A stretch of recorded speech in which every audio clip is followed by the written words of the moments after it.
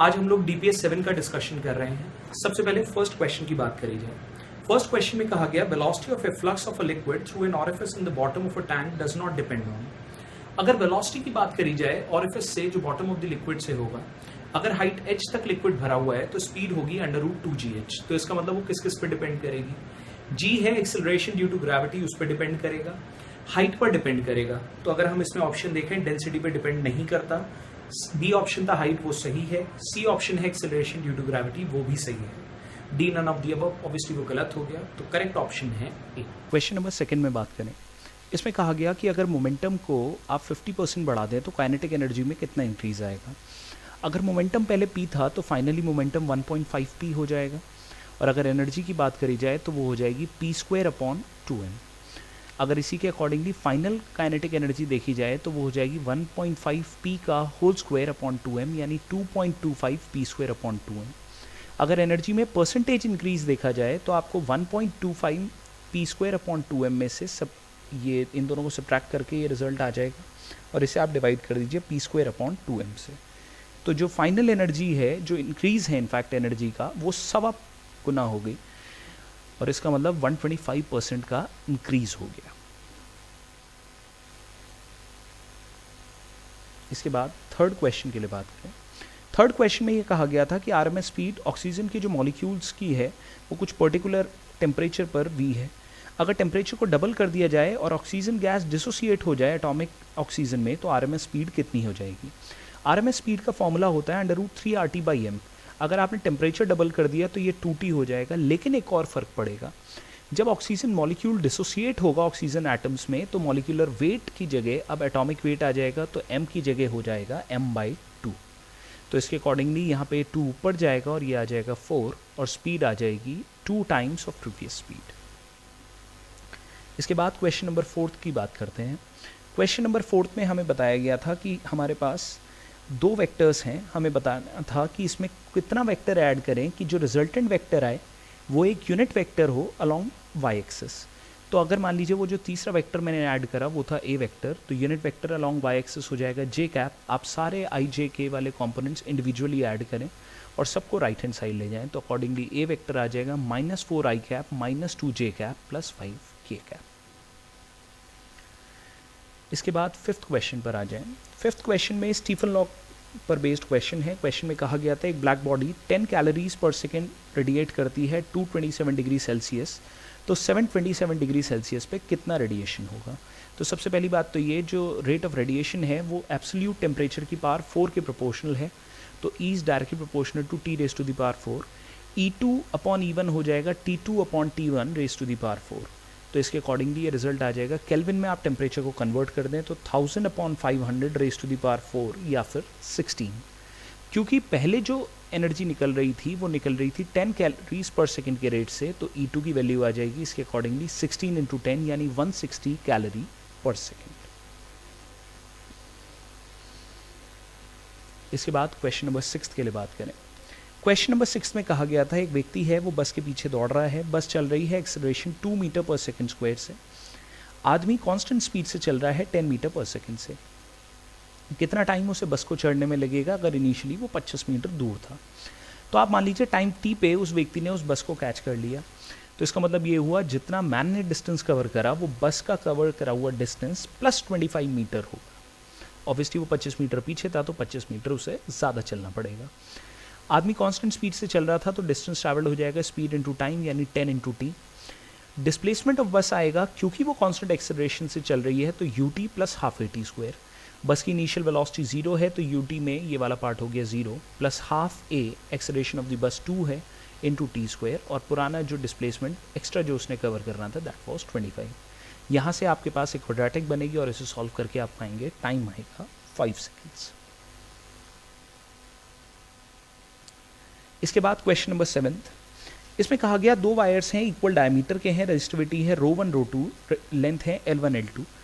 इन दोनों को हमने सीरीज में ज्वाइन कर दिया तो इक्विवेलेंट रेजिस्टिविटी पूरे कॉम्बिनेशन की कितनी होगी?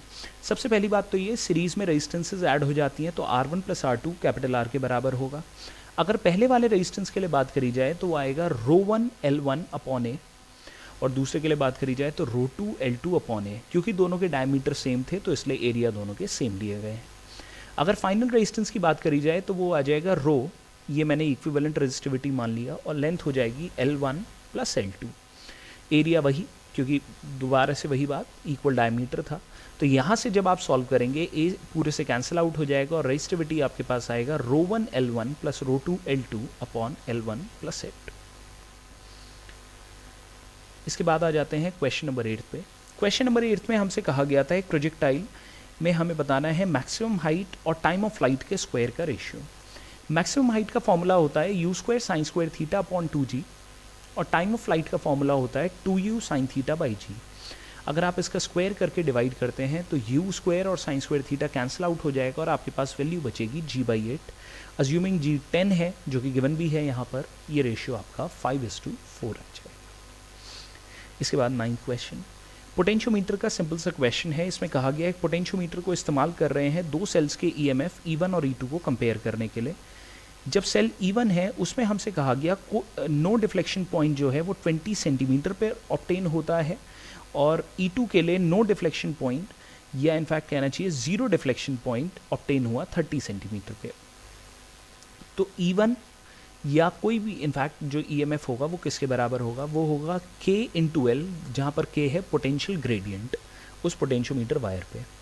तो अगर मैं बात करूँ E1 अपॉन E2 की, K तो दोनों के लिए सेम होगा, तो वो आ जाएगा L1 अपॉन L2, L1 था 20, L2 था 30, तो ये जो EMFs का रेशियो है ये 2:3 आ जाएगा।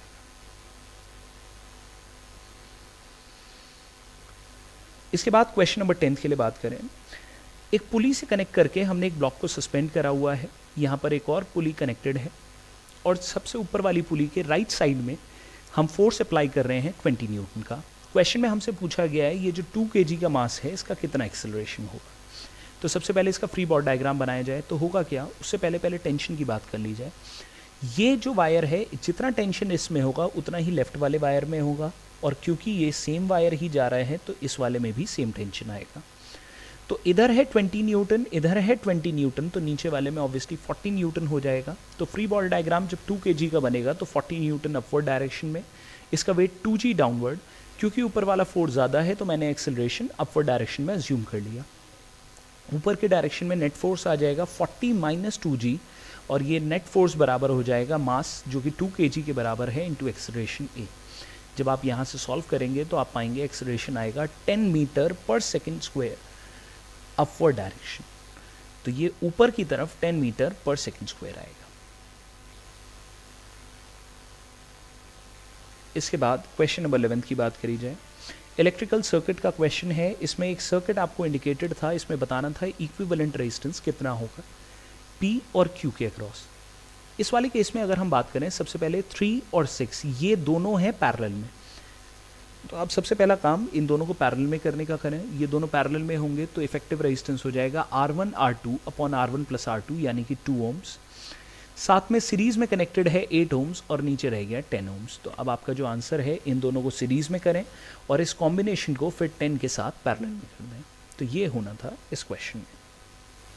इसके बाद क्वेश्चन नंबर 12 बहुत ही स्ट्रेट फॉरवर्ड क्वेश्चन। इसमें कहा गया एक व्हीकल को 7500 पार उसका इंजन प्रोवाइड करता है अगर उसे कांस्टेंट स्पीड 20 मीटर पर सेकेंड से चलाना है। तो क्वेश्चन में पूछा गया था फोर्स रेजिस्टिंग मोशन के अगेंस्ट कितना खर्च होगा। पार का फॉर्मूला होता है F इंटू वी। तो अगर यहाँ से बात करी जाए फोर्स आ जाएगा पावर अपॉन वी। पार है 7500, वी है 20, तो रेशियो आ जाएगा 375 न्यूटन। हालांकि इसमें 375 डाइन भी दे रखा था। डाइन है न्यूटन या फोर्स की एक तरीके से CGS यूनिट, तो वो गलत है, बी ऑप्शन करेक्ट होगा इसमें। इसके बाद 13th क्वेश्चन।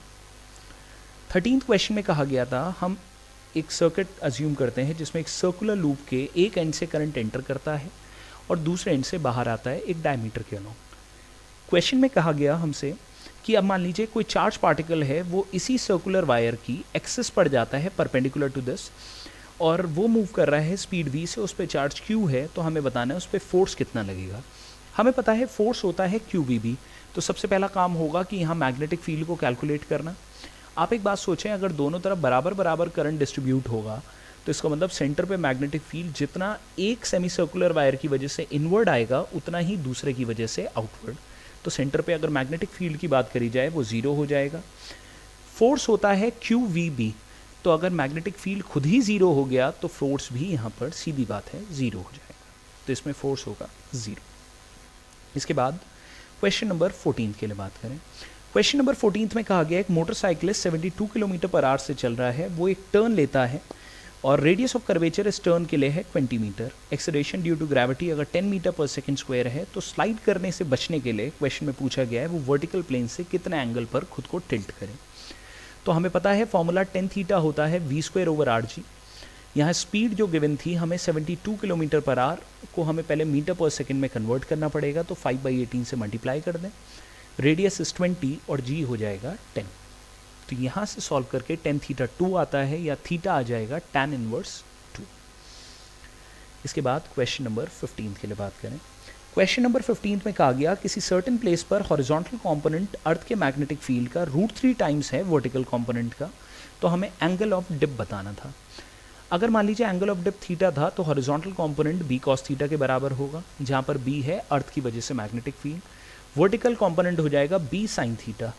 क्योंकि इन्होंने कहा हॉरिजॉन्टल कंपोनेंट वर्टिकल का √3 टाइम्स है तो b cos theta √3 b sin theta के बराबर हो जाएगा। यहाँ से tan थीटा आ जाता है 1/√3 या इनफैक्ट थीटा आ जाता है 30 डिग्री।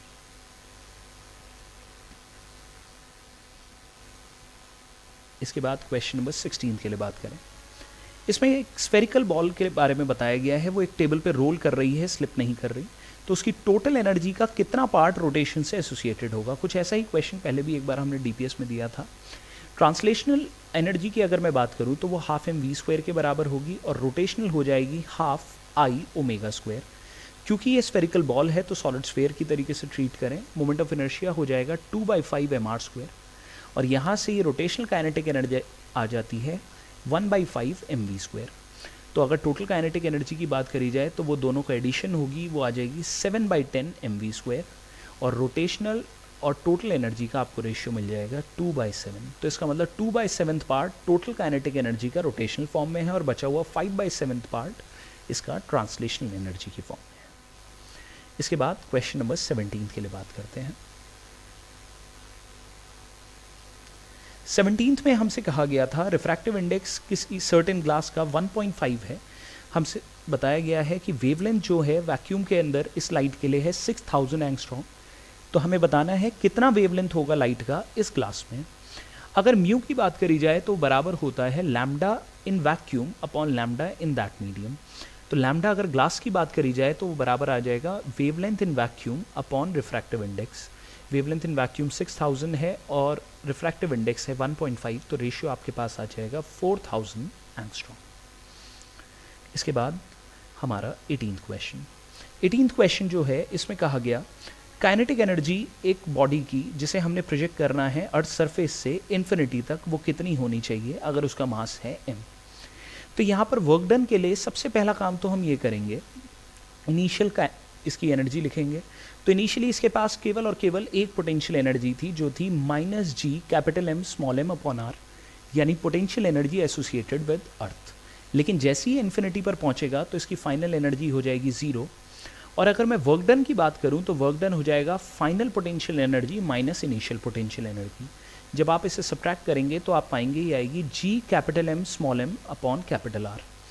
हमें पता है स्मॉल g की वैल्यू होती है g M अपॉन R², तो इसलिए मैंने कैपिटल R को न्यूमरेटर और डिनोमिनेटर दोनों में मल्टीप्लाई कर दिया। तो मेरे पास रिजल्ट आ गया small m into small g into capital R। Question number 19 के लिए बात करें। क्वेश्चन नंबर 19 में कहा गया था केबल W वेट का लोड सपोर्ट करता है, इसे आपने दो पार्ट्स में काट दिया। तो क्वेश्चन में पूछा गया मैक्सिमम लोड सपोर्टेड दोनों पार्ट से कितना होगा। अब इस क्वेश्चन में हो सकता है कुछ लोगों को लगे W/2 और W/2, इनफैक्ट ये गलत है। अगर मैक्सिमम लोड की बात करी जाए तो वो स्ट्रेस पे डिपेंड करेगा, ये ब्रेकिंग स्ट्रेस पर इनफैक्ट हम बात करें तो ब्रेकिंग स्ट्रेस तो अगर उस बात करें इस मटेरियल के लिए तो इस वायर पर ही डिपेंड करेगा। अगर आप उसके 2 टुकड़े करेंगे तब भी वही वायर रहेगा। तो इसका मतलब जितना वो लोड पहले सपोर्ट कर सकता था बाद में भी उतना ही लोड सपोर्ट करेगा। तो इसका करेक्ट ऑप्शन होगा सी। क्वेश्चन नंबर 20 के लिए बात करें। इस क्वेश्चन में कहा गया 280 डेज के बाद एक्टिविटी किसी रेडियो एक्टिव सैंपल की 6000 डिसइंटीग्रेशंस पर सेकंड हो जाती है, अगर एक्टिविटी फर्दर 140 डेज में 3000 डिसइंटीग्रेशंस पर सेकेंड रह जाए तो इनिशियल एक्टिविटी कितनी थी। तो एक्टिविटी का फॉर्मूला हमें पता है हाफ लाइफ की टर्म्स में, A इक्वल्स ए नॉट हो गई initial activity into half raise to the power small T upon half life. Question में हमें बताया गया 280 दिन बाद ये जो एक्टिविटी थी 6000 रह गई, तो A की जगह आ जाएगा 6000 और टाइम की जगह आ जाएगा 280। इसके बाद हमसे कहा गया था कि इसके 140 डेज बाद एक्टिविटी 3000 रह गई, तो 280 में 140 डेज और फर्दर ऐड कर दें तो इनिशियली और अब फाइनली अगर हम बात करें तो फाइनल जो आपका टाइम हो गया वो हो गया 420 डेज। तो 3000 बराबर A naught half raise to the power 420 upon capital T. आप दोनों इक्वेशंस को डिवाइड करें, यहाँ से आपको हाफ लाइफ मिल जाएगा 140 डेज, और जो कि क्वेश्चन में पूछा था। अब क्वेश्चन में हमसे एग्जैक्टली जो चीज़ पूछी थी वो थी इनिशियल एक्टिविटी। अगर आपको हाफ लाइफ मिल गया है तो चाहे तो आप उस हाफ लाइफ को सेकेंड इक्वेशन में डाल दें, चाहे आप थर्ड में डाल दें। दोनों ही केसेस से आपको ए नॉट की वैल्यू मिल जाएगी जो कि आएगी 24,000 डिसइंटीग्रेशंस पर सेकेंड। ये था हमारा DPS 7th का डिस्कशन।